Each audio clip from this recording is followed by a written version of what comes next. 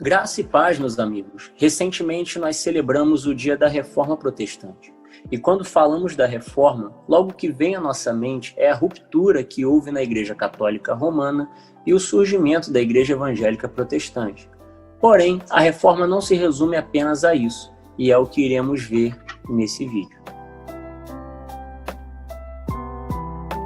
Precisamos, antes de tudo, saber que a Reforma não surgiu da noite para o dia.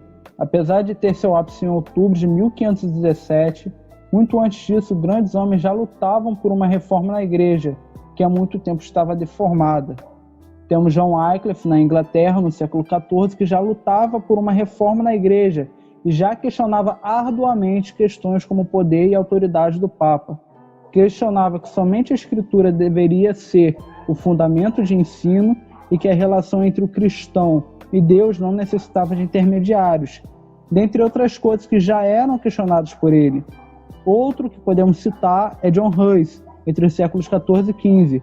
Foi influenciado pelas ideias de Wycliffe e logo se tornou um defensor da reforma.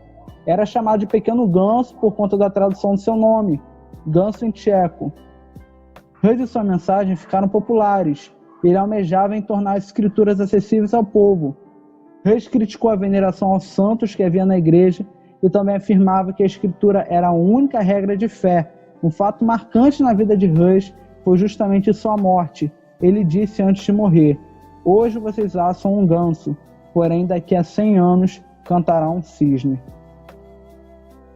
Agora, 100 anos depois, no século XVI, temos Martinho Lutero, um monge dedicado e convicto da situação pecaminosa que a humanidade se encontra. Era extremamente dedicado à prática de obras em busca de redenção. Mas tudo mudou quando ele se deparou com o texto do apóstolo Paulo aos Romanos, no capítulo 1, versículo 17. O justo viverá pela fé. A partir daí, ele percebe que nenhuma obra é capaz de alcançar a redenção e salvação que ele buscava, mas sim pela fé em Cristo Jesus. E aí a história começa a mudar, pois a igreja nesse período pregava que a salvação era alcançável através das obras e pelos sacramentos da igreja. A Igreja Católica Romana passava por um momento complicado, vinha há muito tempo sendo contaminada por paganismo. Estava atrelada ao Estado e possuía grande domínio sobre a população. A igreja começou a vender indulgências através de um sujeito chamado Tetzel, e foi uma forma de arrecadar dinheiro para a construção da Basílica de São Pedro. A indulgência era basicamente o indivíduo conseguir comprar o perdão de seus pecados, ou seja, comprar sua salvação, e não somente a sua, mas as de outras pessoas vivas ou mortas, o que é totalmente contrário à Escritura. O Papa era a autoridade máxima da igreja e era considerado representante direto de Deus na Terra. Outro problema era pôr a tradição no mesmo nível e autoridade das Escrituras, e o acesso às Escrituras eram restritas apenas a classes mais elevadas e à alta cúpula da igreja. Essas são algumas das razões que tornavam claras a intenção de realizar uma reforma na igreja que vinha sendo deformada ao longo dos séculos. Precisamos esclarecer que a reforma falhou, pois a intenção era reformar a Igreja Católica Romana. A intenção nunca foi de fundar um novo grupo religioso.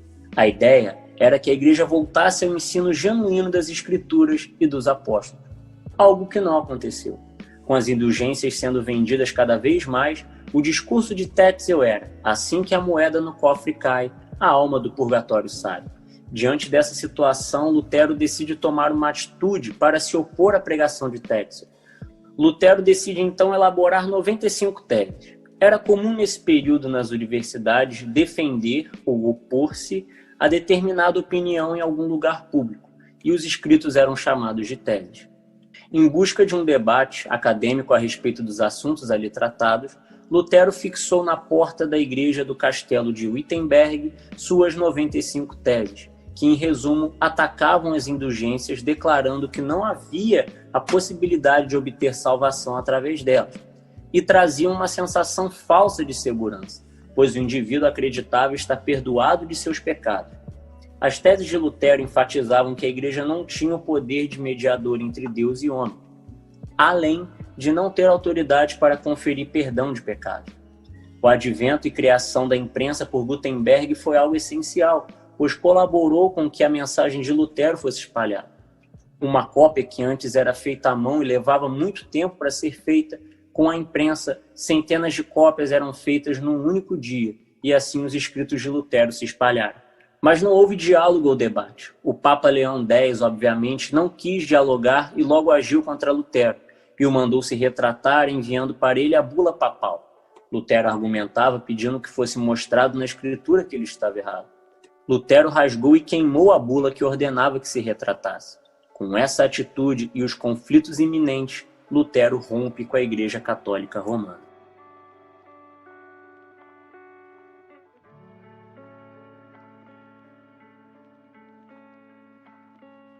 Pois bem, esse foi o nosso vídeo de hoje. Espero que vocês tenham gostado. Se inscrevam em nosso canal, compartilhem.